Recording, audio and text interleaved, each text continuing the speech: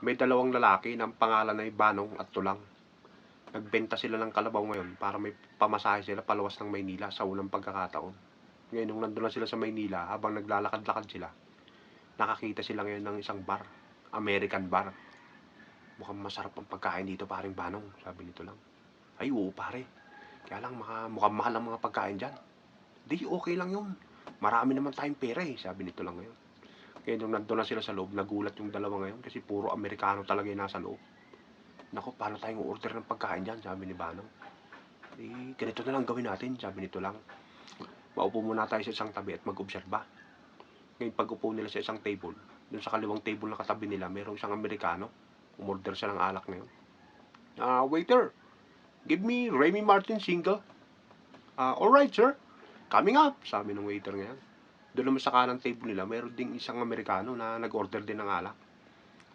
Waiter, give me Johnny Walker double, please. Alright, sir. Coming up, sabi ng waiter ngayon. Alam ko na, sabi ni Banong. Magpapakilala lang pala bago umorder.